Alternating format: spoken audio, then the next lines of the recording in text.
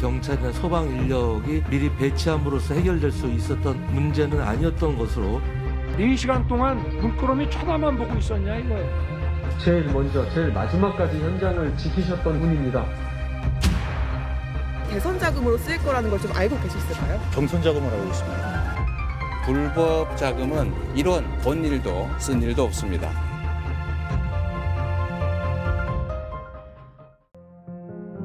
지난 4일 낮 이태원 해밀턴 호텔 앞. 한 청년이 눈을 꼭 감고 고개를 숙입니다. 생사를 오간 그날 이후 처음으로 현장을 다시 찾은 민성호 씨입니다. 이미 이제 대각선 쪽에 여성분은 좀 눈을 감은 채로 계셨고요. 그래서 저는 다음 차례는 제가 되겠다. 겨우 숨만 쉴 수 있었던 1시간. 옆 사람이 대신 전화를 걸어줘 가족에게 마지막 인사까지 건넸습니다. 하지만 저는 이제 외쳤어요. 미안하다고, 정말 사랑한다고. 그렇게 이제 마지막 인사를 하고서 그렇게 살아남았지만 희생자들을 생각하면 트라우마란 말을 떠올리기조차 죄스럽습니다. 트라우마는 없어요. 트라우마가 있다는 거는 고인분들에 대한 예의가 저는 아닌 것 같아서. 희생자와 유가족에게 너무 미안하고 신뢰되는 말들이 제발 더 이상 없었으면 한다고 했습니다. 대통령이나 높으신 자리에 있는 분들도 그 피해자분들과 좀 유가족분들의 이 아픔을 먼저 공감을 했으면 좋겠습니다. 12구 참사가 발생한 지 보름이 지났습니다. 희생자 157명. 쏙쏙 드러나는 진실은 미리 대비했더라면, 조금 더 서둘렀더라면 이들을 지켜냈을 거란 수많은 가정을 떠올리게 합니다. 이번 참사에서 경찰이 책임져야 할 부분 분명히 있습니다. 그렇다고 경찰만 책임져야 할 일도 분명 아닙니다. 가장 최근 여론조사 결과를 봐도 분명히 그렇습니다. 이번 사태의 1차적 책임 소재는 대통령과 정부에 있다는 응답이 가장 많았고, 그 다음이 경찰 지휘부였습니다. 정부의 사태 수습과 대응에 대해서는 10명 중 7명이 적절하지 않다고 응답했습니다. 오늘 스트레이트는 참사를 대하는 정부의 대응, 뭐가 문제였는지 짚어보겠습니다. 12구 참사 바로 다음 날 경찰을 왜 미리 배치하지 않았냐는 질문에 이상민 행정안전부 장관은 이렇게 답했습니다. 그 전과 비교했을 때 특별히 우려할 정도로 많은 인파가 모였던 것은 아니고, 경찰이나 소방 인력이 미리 배치함으로써 해결될 수 있었던 문제는 아니었던 것으로 지금 파악을 하고 있고요. 대비했어도 막기 힘들었을 거란 얘기였습니다. 하지만 유독 이번 헬로윈에만 기동대나 경비 경찰이 전혀 배치되지 않았고, 잇따른 신고 전화에도 부실 대응한 사실이 드러났죠.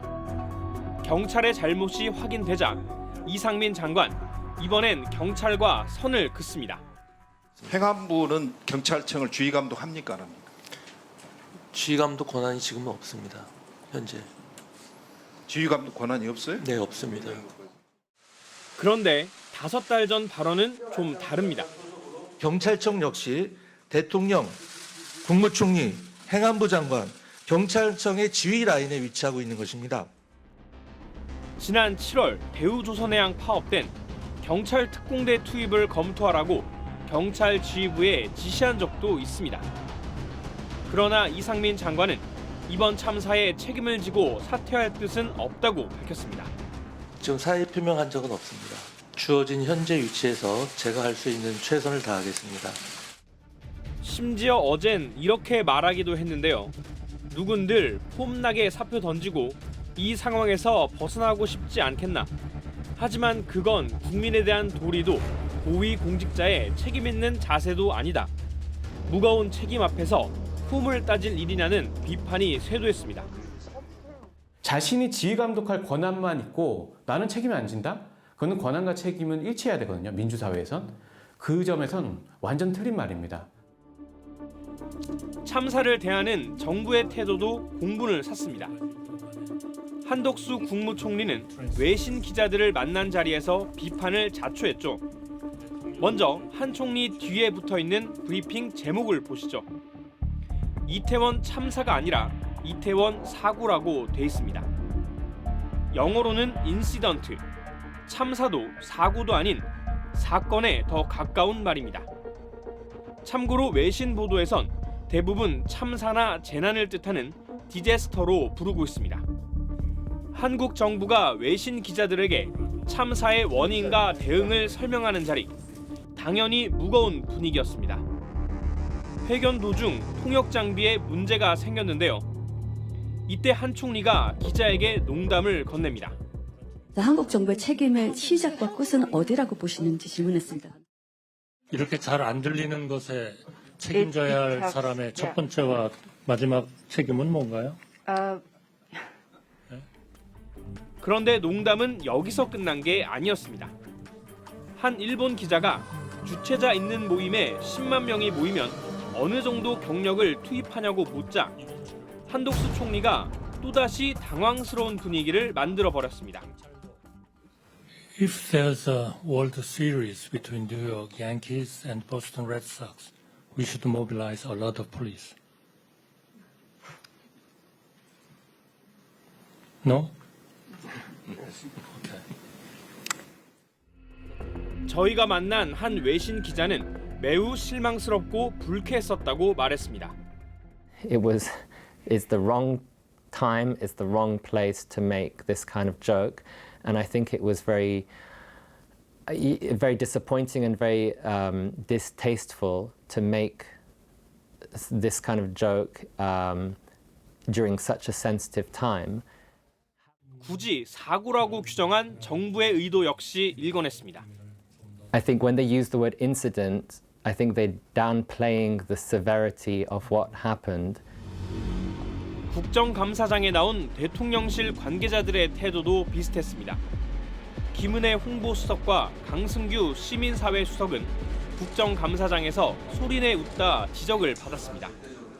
그냥 미소를 지은 게 아니라 소리내서 웃었고요. 그 소리를 제가 들었었습니다. 이태원 참사에 대해서 어떻게 인지하고 있는지를 보여주는 거고 대통령께서 이런 분들이랑 일한다는 게 저는 이해가 안 갑니다, 위원장님. 김은혜 홍보수석은 웃기고 있네란 메모를 썼다 카메라에 잡히기도 했는데요. 국회가 자기들은 국회의원도 해봤고 해서 좀 편하니까 아마 잠깐 그 일탈이 있은 거죠. 일탈을 야당 계속 떠든 건 아니잖아요. 다음 날 김은혜 수석은 12구 참사를 언급하며 잠시 눈물을 보이더니 메모에 대해 이렇게 해명했습니다. 반성합니다. 다만 이 필담은 운영이나 이태원 참사와 전혀 관계가 없음을 분명하게 말씀드립니다. 국가 애도 기간 중 나온 행정안전부 지침도 추모의 진정성을 의심하게 했죠.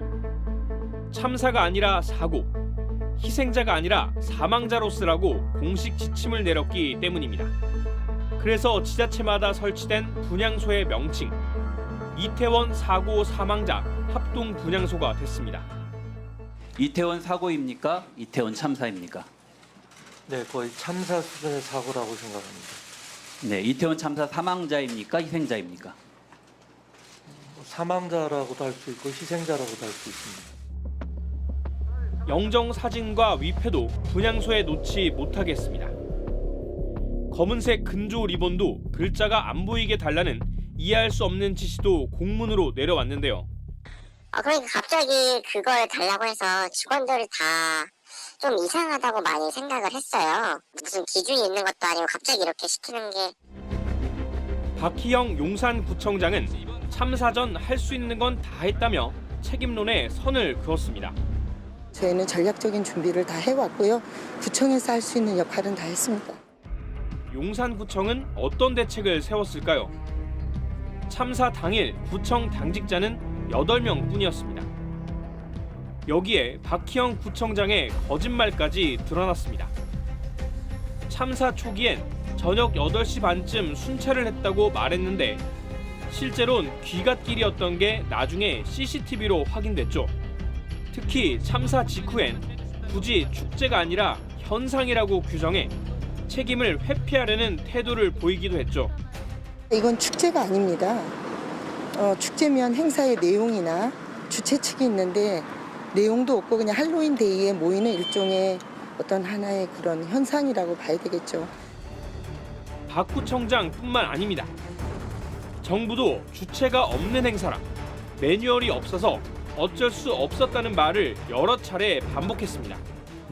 주체자가 없는 그런 인파에 의한 사고를 말씀하시는 것 같은데요. 그래서 그 부분에 대해서는 저희가 지침이나 매뉴얼이 이제 없는 상황입니다. 그래서 내 잘못은 없다는 말로 들립니다. 정부 고위 인사의 공식 사과는 신고가 빗발친 112 녹취록이 공개되고 나서야 처음 나왔습니다. 참사 사흘 뒤 경찰청장이 고개를 숙였습니다. 국민 안전에 대한 무한 책임을 다시 한번 통감하면서 앞으로 이와 같은 비극적인 일이 다시는 발생하지 않도록 최선을 다하겠습니다. 이후 책임 추궁도 경찰에 집중되는 분위기입니다. 국가 애도 기간이 끝나고 열린 국가안전시스템 점검회의. 윤석열 대통령은 20분 가까이 경찰을 강하게 질타했습니다. 4시간 동안 물끄러미 쳐다만 보고 있었냐 이거예요. 현장에 나가 있었잖아. 112 신고 안 들어와도 조치를 했었어야 되는 거 아닙니까? 이태원 이 참사가 제도가 미비해서 생긴 겁니까? 참사 초기 대통령실은 경찰은 집회나 시위와 같은 상황이 아니면 일반 국민들을 통제할 법적 제도적 권한은 없다고 했었는데 며칠 만에 입장이 완전히 바뀐 겁니다. 경찰 이외의 책임엔 선을 그었습니다. 지방자치단체에서 관리하는 시설이 무너져 내리거나 해서 사람이 다치면 단체에서 책임져야지. 그러나 상황에 대한 위험 상황에 대한 관리가 안 돼 갖고 거기서 대규모 사고가 났다 그러면 그거는 경찰 소관이죠. 이거를 자꾸 섞지 말라고. 실제 경찰청 특별수사본부는 12구 참사 관련 책임자들을 입건했는데 대부분 용산 경찰과 소방관들입니다. 수사를 받던 용산서 간부는 소환을 앞두고 자택에서 숨진 채 발견됐습니다. 일선 경찰과 소방관들 사이에선 경찰 때리기다, 꼬리 자르기란 반발이 확산되고 있습니다. 특히 현장에서 손까지 떨면서 브리핑했던 최성범 용산 소방서장이 입건된 데 대해 납득할 수 없다는 분위기입니다. 저도 이렇게 눈물이 막 복받쳐가지고요. 제일 먼저, 제일 마지막까지 현장을 지키셨던 두 분입니다. 한편에선 경찰의 부실한 현장 대응을 놓고 마약과의 전쟁이 원인이란 의혹도 제기됐습니다. 지난 10월 윤 대통령은 경찰에 이런 당부를 했었죠. 우리 미래 세대를 지켜야 한다는 사명감으로 마약과의 전쟁에서 반드시 승리해 주십시오. 지난달 법무부 역시 마약과 전쟁을 치룬다는 각오로 최선을 다하라고 검찰에 지침을 내렸고요. 아주 강력하게 대책을 수립하고 결국은 마약 상과 마약 거래에 대한 아주 강력한 엄단 그리고 거기에 대해서 그 검찰과 경찰이 많은 인력을 투입하는 것이 길이 될 것입니다. 이런 분위기다 보니 참사 당일 이태원에 배치된 경찰 137명 가운데 마약 수사 인원이 50명이나 됐다는 겁니다. 이번 할로윈데이에서 마약이 다시 문제가 되면 안 된다는 깊은 인식을 하고 있었던 것은 사실입니다. 특히 은밀한 마약 단속을 위해 정복 입은 경찰을 덜 배치한 것 아니냐는 의혹도 나왔는데요. 이건 아니라고 강하게 부인했습니다. 우리 형사들이 현장에서 활동한 모습을 보면 조끼를 입고 예방 활동한 게 분명히 나오고 그러나 마약 수사가 분명히 영향을 미쳤다는 견해도 있습니다. 한 간부급 경찰은 성범죄 예방과 교통관리 등 과중한 업무에 마약 수사라는 국정과제가 내려오면 어디에 우선순위를 두겠냐며 자원 배분의 균형이 깨진 것이라고 진단했습니다. 경찰 기동대 출동 상황도 볼까요? 서울 시내 21건 집회에 기동대 70개 부대가 동원됐지만 이태원에는 전혀 배치되지 않았습니다. 당시 용산경찰서장도 삼각지역 집회 현장에 있다가 뒤늦게 참사 현장에 도착했죠. 이런 판단에는 결국 정부의 정책 우선순위가 반영될 수밖에 없다는 지적입니다. 대통령의 안전을 도모하는 경비수에 최우선적인 순위를 줬습니다. 다른 말로 하자면은 국민의 생명과 안전은 다른 모든 정책 가치에 열등한 미뤄둬도 좋은 가치가 되어버리고 있는 것입니다. 그래서 실무자의 법적 책임만 따질 게 아니라 정치적 책임을 묻는 것도 중요하다는 얘긴데요. 불과 1년 전 코로나 확진자가 하루 수천 명씩 나올 때 당시 윤석열 대선 후보는 정부의 방역 정책을 강력하게 비판하며 책임자로 대통령을 지목했습니다. 대통령의 오판이 부른 참사라고 위드 코로나를 밀어붙이며 성급한 신호로 이 참사를 불러왔습니다. 그런데도 책임지는 사람은 단 한 명도 없습니다. 무능한 데다가 이렇게까지 무책임할 수 있나 묻지 않을 수 없습니다. 그런데 지금은 생각이 달라진 듯합니다. 엄연히 책임이라고 하는 것은 있는 사람한테 딱딱 물어야 되는 거지 그냥 막연하게 뭐 다 책임져라. 그거는 현대사회에서 있을 수 없는 일이에요. 처음엔 윤 대통령 본인의 공식적인 사과도 없었습니다. 출근길 문답도 취소하고 아무 말 없이 연일 조문만 하는 모습에 대통령이 추모객이 됐다는 평가까지 나왔습니다. 대통령의 죄송한 마음은 참사 엿새 만에 그것도 종교 행사를 통해 나왔습니다. 국민의 생명과 안전을 책임져야 하는 대통령으로서 너무나 비통하고 죄송한 마음입니다. 저는 멀쩡히 살아가고 있다는 것에 대해서 굉장히 죄송한 마음을 갖고 있죠. 그럼 저는 사과한 건가요? 그건 아니잖아요. 그러니까 내가 어떤 역할을 할 수 있었는데 못했다. 그래서 앞으로 이 부분을 어떻게 고쳐가겠다라는 책임을 인정을 해야지 단순히 자신의 감정을 표현하는 걸로는 사과라고 보기가 어렵죠. 국민의힘에서 선대위 활동을 했던 금태섭 전 의원도 비판에 나섰습니다. 국민들 입장에선 경찰도 정부고 대통령도 정부고 행안부 장관도 정부거든요. 다 그러면 정부지. 대통령과 행안부 장관이 사과하고 시작해야지 철저히 감찰하고 수사하겠다 그러면 무슨 검사도 아니고 이거는 그 사법 절차가 아니거든요. 지난주 MBC 여론조사에서도 이상민 행정안전부 장관에 대해서는 책임지고 사퇴해야 한다는 응답이 절반을 넘었습니다. 하지만 대통령실은 아직 그럴 생각이 없어 보입니다. 그 장관 바꿔라, 청장 바꿔라 이것도 저는 좀 후진적으로는 이게 봅니다. 매번 동남아 순방길에 나선 윤 대통령은 배웅을 나온 이상민 장관과 가장 먼저 악수하면서 어깨를 두 차례 두드려 눈길을 끌었는데요. 이게 무슨 의미였는지는 귀국 후 이 장관의 거취를 봐야 알 수 있을 것 같습니다. 참사가 일어난 지 보름이 지나도 이곳 이태원역 1번 출구엔 시민들의 추모 발길이 여전히 이어지고 있습니다. 제 동생의 지인분들도 돌아가셨거든요. 그래서 와봤어요. 마음이 너무 아파요. 그냥 3년 만에 코로나가 이제 풀리고 나서 오랜만에 할로윈이었는데 저 같아도 그럴 것 같았을 것 같아요. 나와서 놀고 싶고 자유를 누리고 싶을 것 같았는데 제 또래들이 여기서 이렇게 변을 당했다는 게 좀 믿기 싫습니다. 아직까지. 국가도 같은 마음일 거라 믿고 싶습니다. 그런데 아무도 책임지지 않고 변명과 호통만 들렸던 지난 보름의 기록에선 그 마음 찾아보기 어려웠습니다. 스트레이트는 앞으로도 12구 참사를 기억하고 기록하도록 노력하겠습니다. 희생자들의 명복과 생존자들의 쾌유를 빕니다.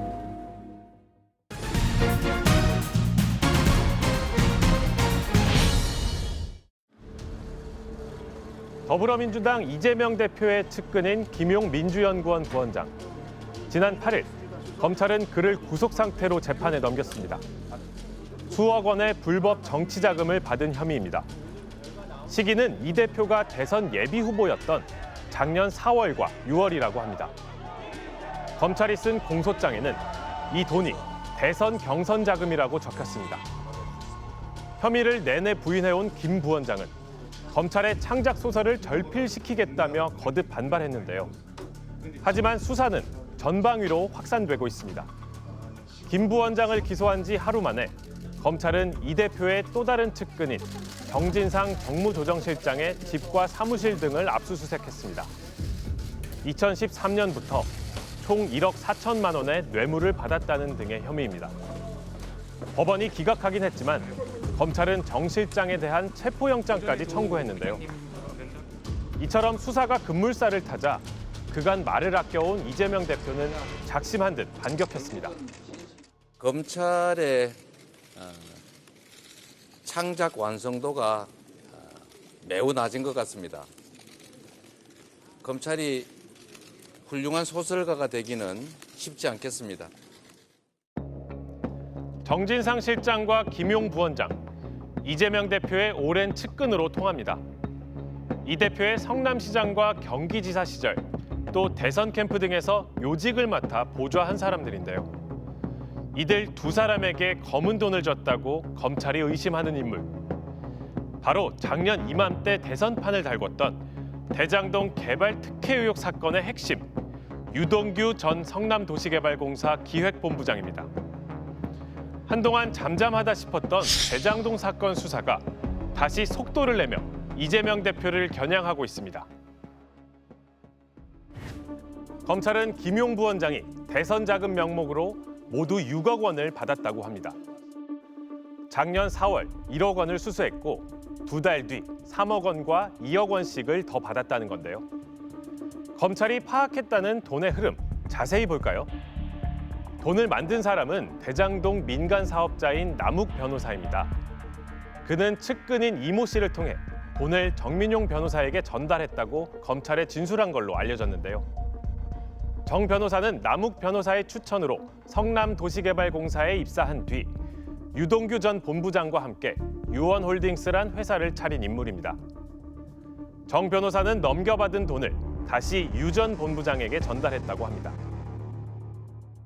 정민용 변호사 같은 경우는 전달해 주라고 하는 거 전달해 준 것이고 이거 어디에 쓸 거냐, 누구 줄 거냐 이런 걸 물어볼 상황도 아니고요. 이거 동경장 갖다 줘라 이러면 갖다 줬겠죠. 그냥 심부름 하는 거잖아요. 이어 유 전 본부장이 김용 부원장을 만나 세 차례에 걸쳐 6억 원을 줬다는 겁니다. 4월에는 자신의 유원홀딩스 사무실에서, 6월 2번은 수원 모처의 차 안에서 건넸다는 게 검찰의 주장인데요. 유동규, 남욱, 정민용 등 대장동 사건 핵심 피고인들의 진술이 단초가 됐다고 합니다. 대선 자금으로 쓰일 거라는 걸 좀 알고 계셨을까요? 경선 자금을 알고 있습니다. 물론 진술만 있는 건 아니겠죠. 물증도 있다고 합니다. 김용 부원장을 기소한 지난 8일 검찰 수사팀 간부가 출입기자들과 만났습니다. 이 자리에서 객관적 증거, 그러니까 물증이 뭐가 있냐는 질문이 나왔는데요. 검찰 간부는 재판에서 공개하겠다며 밝히지 않았습니다. 그런데 어찌 된 일일까요? 검찰이 확보는 했지만 못 밝힌다던 증거들의 정체, 이미 한참 전부터 언론을 통해 대거 흘러나와 돌아다니고 있었던 겁니다. 남욱 변호사의 측근이자 돈 전달책이었던 이모 씨가 썼다는 메모가 대표적입니다. 조선일보가 지난달 21일 새벽 5시에 단독 보도했다. 이렇게 돼 있군요. 공교롭게도 이 기사가 나간 지 1시간여 뒤인 오전 6시를 조금 넘겨 김용 부원장의 구속영장이 청구됐습니다. 보도에 따르면 메모에는 돈이 전달된 시기와 장소, 액수가 적혔다고 합니다. 뇌물이나 불법 정치자금 사건에선 이 같은 메모나 장부가 증거로 제시되곤 하죠. 다만 법정에서 인정될지는 장담할 수 없습니다. 돈 준 기록이 적혀 있는 형식과 내용, 작성 시점, 전후 상황 등에 따라 다릅니다. 기계적으로 작성하는 장부 같은 거, 매일매일 쓰는 거, 우리 다이어리라든지 일기라든지 장부, 이거 매일 쓴단 말이죠. 그러니까 앞뒤를 조작하기가 힘들어요. 특정 날짜로. 근데 그런 거는 어느 정도 이제 증명력이 있다고 봐요. 근데 이 메모는 저도 보지 못했습니다만 지금 들리는 얘기에 의하면 이 사건에 대한 것만 써 있다 그래요. 이후 JTBC의 보도에서는 메모의 작성 시기가 구체화됐습니다. 지난해 9월 대장동 개발 비리 의혹이 커지자 남욱 변호사는 천화동인 4호 이사 이모 씨에게 메모 작성을 지시한 것으로 파악됐습니다. 정리해보면 이렇습니다. 김용 부원장한테 돈을 줄 때마다가 아니라 다 전달되고 한참 뒤, 그것도 대장동 수사가 시작될 즈음, 이처럼 중요한 메모를 작성했다는 겁니다. 남욱과 정민용 사이의 일은 알겠죠, 메모에서. 근데 그 이상은 모르는 거잖아요, 이분이. 달랑 요구 한 장 관련된 거를 검찰이 수사하니까 갖다 줬다. 그거는 제가 보기에 이 진술하고 똑같아요. 그러니까 원래 진술에 부합하는 객관적 물증이라는 거는 이런 뭐 물건이라는 얘기가 아니고 진술과 독립성이 있어야 돼요. 김용 부원장이 구속된 뒤에도 메모를 둘러싼 논란이 거듭됐습니다. 그러자 또 다른 증거가 마찬가지로 언론을 통해 보도됐는데요. 이번에는 돈 전달에 쓰였다는 가방과 종이 상자가 등장했습니다. 지난달 27일 중앙일보 기사입니다.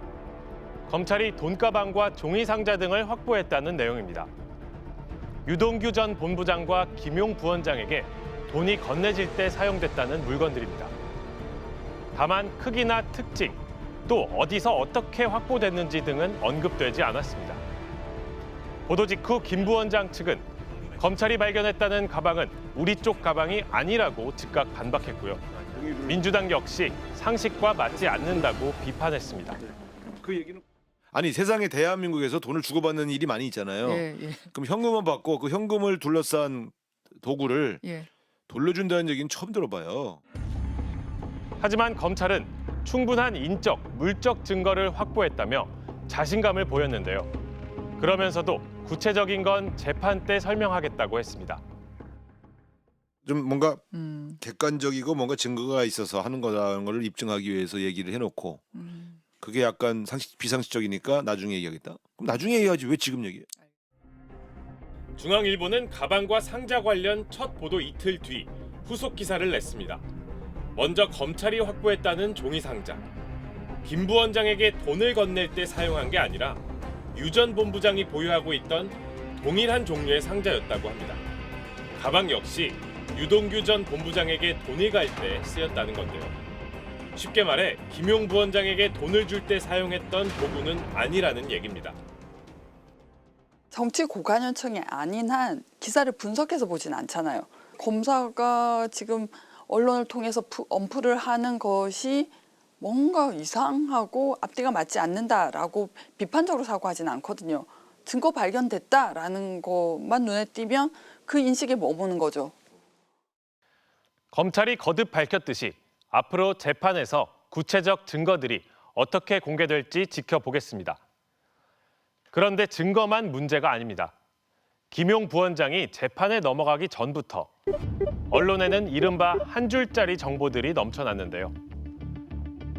사실인지 왜곡이나 과장 혹은 가짜는 아닌지 알 수 없는 기사들이 홍수를 이룹니다. 특히 사건의 핵심 관련자가 공개적으로 입을 열기 시작하면 혼란이 더 심해집니다. 김용 부원장이 체포된 날 자정쯤 공교롭게도 유동규 전 본부장은 석방됐습니다. 모든 언론의 관심은 그의 입에 쏠렸습니다. 집까지 찾아간 기자들도 많았습니다. 유 전 본부장은 이재명 대표의 최측근 정진상 실장의 화살을 퍼부었는데요. 정 실장이 과거 유흥주점에서 술을 한 100번 먹었는데 술값을 한 번도 안 냈다. 하나가 나왔다 싶으면 또 하나가 나올 것이다. 천천히 말려 죽이겠다. 거친 발언을 쏟아냈습니다. 작년 대장동 수사 때와는 크게 달라진 태도입니다. 또 검찰에서 있는 그대로 진술하고 법정에서 다 밝히겠다면서 내가 거짓말할 이유가 없지 않냐고 말했습니다. 그럼 진술을 왜 바꿨냐고 물어봤는데요. 가짜 변호사를 보내고 검찰에 가면 무슨 말을 하는지 동정이나 살폈다면서 이재명 대표 측에 대한 배신감부터 토로했습니다. 반면 검찰이 진심으로 대해줘서 허심탄회하게 말하기 시작했다며 검찰에는 신뢰를 나타냈습니다. 검찰이 진심으로 대해줬다. 무슨 뜻인지 알 듯 말 듯한데 민주당 쪽에선 그가 허위 진술을 하고 있는 거라고 의심합니다. 그러니까 이분이 기본적으로 대장동 사건이 지금 재판을 받고 있잖아요. 그래서 사실은 유동규가 여기 책임자로 돼 있어요. 근데 나는 그냥 위에서 시켰어. 이재명 시장이나 정진상 실장이 시킨 대로 했어. 나는 배임에 난 주범이 아니야. 라고 빠져나갈 가능성이 충분히 있고. 검찰의 회유 혹은 협박 가능성을 제기한 거죠. 하지만 유동규 전 본부장은 웃기는 소리 하지 말라. 심지어 구역질 난다고까지 했는데요. 하지만 밖에서 뭐라 하든 법정에서 중요한 건 수사와 재판에서 나온 진술의 신빙성입니다. 몇 년 전 떠들썩했던 이른바 성완종 메모 기억하시는지요? 지난 2015년 성완종 경남기업 회장은 스스로 목숨을 끊기 전 메모 한 장을 작성했습니다. 여러 정치인의 이름 옆에 그에게 줬다는 돈의 액수가 각각 적혀 있었습니다. 그중 한 명이 홍준표 당시 자유한국당 대표였는데요. 숨지기 전 성완종 회장은 한 인터뷰에서 홍준표 대표에게 당대표 경선할 때 1억 원을 줬다고 말했고요. 전달책 윤모 씨에게 1억 원을 줬다는 성 회장의 내부 회의 육성도 나왔습니다. 윤 씨 역시 자신이 1억 원을 최종 전달했다고 진술하면서 홍 대표는 1심에서 유죄를 받았습니다. 아니 그게 노상강도 당한 기분이라니까. 하지만 2심에서는 무죄로 뒤집혔고 대법원에서도 그대로 확정됐습니다. 이때도 쟁점은 윤 씨 진술의 신빙성이었습니다. 2심 재판부는 뭐라고 했을까요? 윤 씨가 홍 대표에게 실제 돈을 건넨 부분, 여기에 대한 직접 증거는 윤 씨의 진술밖에 없다. 그러나 이 진술이 일관되지 않거나 객관적 사실에 배치된다는 등의 이유로 신빙성이 떨어진다고 판단한 겁니다. 이번 사건 역시 유동규 전 본부장 진술의 신빙성이 관건입니다. 스트레이트는 최근 재판에 출석한 뒤 법정을 나서던 유 전 본부장을 찾아가 봤습니다. MBC 스트레이트 팀에서 왔는데요. 그 20억 주기로 하셨던 건 사전에 약속이 돼 있었던 돈이에요? 저는 저기 집에서 인터뷰 안 합니다. 돈 전달 당시의 구체적 상황을 물었더니 검사한테 물어보라며 답을 피했습니다. 차 안에서 돈 준 건 어디서 주셨다는 거예요? 네? 차 안에서 돈 줬다 뭐 이거는. 저는 가급적이면 그거는 검사님한테 물어보세요. 그게 제일 궁금한데 낮인지 밤인지 검사님들한테만 물어보세요. 김용 부원장의 공소장과 정진상 실장의 압수수색 영장을 보면요. 정진상, 김용, 유동규 이 세 사람의 10년 넘는 유착 관계를 강조하는데 상당한 분량이 할애됐습니다. 특히 김 부원장 공소장의 경우 57번 등장한 이재명 대표 이름이 김 부원장보다 더 많이 나옵니다. 이번 수사가 그냥 불법 대선 자금 정도를 처벌하는데 그치지 않을 거란 뜻입니다. 우선 측근들에게 건네졌다는 뒷돈이 대선 자금으로 쓰였다면 그걸 이 대표가 알았는지부터 밝혀져야겠죠. 나아가 대장동 일당에 특혜를 준 이른바 몸통이 당시 성남시장이던 이 대표였는지 또 개발 수익 일부가 이 대표 측으로 넘어갔는지 검찰은 파고들 겁니다. 대장동 수사 시즌2가 막을 올린 셈입니다. 지난달 19일 민주당사 앞 압수수색에 나선 검찰 관계자들과 민주당 측 의원, 당직자 등이 종일 대치했습니다. 전 국민이 보는 앞에서 도대체 이러는 이유가 도대체 뭐요? 검사님들이 쇼하고 있잖아. 정치하고 있는 걸 보여주기. 어떤 사건을 할 때는 민주당 의원님들이 잘한다. 제가 했던 사건입니다. 잘한다. 그래 적폐수사 그렇게 해라. 잘하고 있다. 하는 것 자체가 굉장히 정치적이십니다. 첫날엔 물러났지만 닷새 뒤 다시 압수수색을 강행했습니다. 민주당은 강력 반발했습니다. 김용 부원장이 임명된 지 한 달이 채 안 됐고 회의 참석자 출근한 게 3번에 불과했다는 겁니다. 개인 사무실도 없는 데다 여러 명이 함께 쓰는 사무공간엔 책과 컴퓨터 등이 전부입니다. 민주당은 파일 4개밖에 못 가져간 검찰의 보여주기식 정치쇼라고 비판했습니다. 국민 여러분께서 이 역사의 현장을 잊지 마시고 퇴행하는 민주주의 꼭 지켜주시기를 바랍니다. 검찰은 이달 10일 세 번째로 민주당사 압수수색에 나섰습니다. 이번엔 정진상 실장의 사무실이 대상이었습니다. 하지만 당사 안에 정 실장의 사무실은 물론 책상도 없다는 걸 확인한 뒤 철수했는데요. 정 실장의 영장에는 유동규 전 본부장으로부터 1억 4천만 원 뇌물을 받은 혐의와 함께 대장동 개발 지분에 대한 내용도 담겼습니다. 대장동 사업의 지분 중 24.5%를 정진상, 김용, 유동규 3명이 함께 가졌다는 건데요. 좀 이상합니다. 작년 10월 검찰은 유동규 전 본부장이 대장동 개발이익 4,040억 원 중 700억 원을 뇌물로 약정받았다며 재판에 넘겼는데요. 그런데 지금 와서는 그 돈이 유동규뿐 아니라 정진상, 김용 세 사람의 몫이었다는 겁니다. 돈을 나눈 이익 공동체가 이재명 대표 쪽으로 확장되는 흐름이죠. 지난해 정진상 실장이 유동규 전 본부장의 휴대전화를 버리라고 한 것도 정 실장의 혐의를 감추기 위한 목적에서 벌인 일이라고 검찰은 보고 있습니다.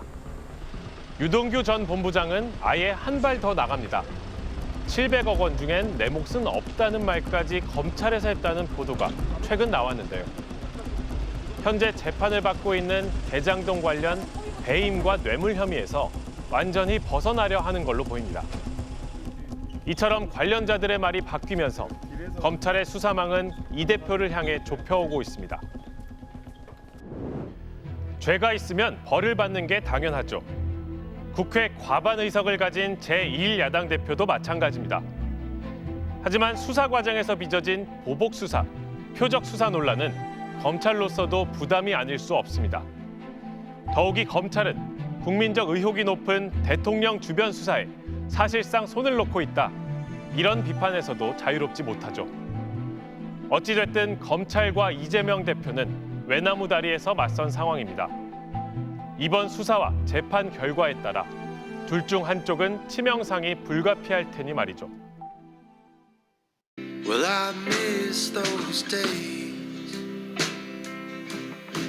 when I laughed at the system. I thought I had figured out, oh, you done nothing wrong. At the end of the day, when we're all dressed the same,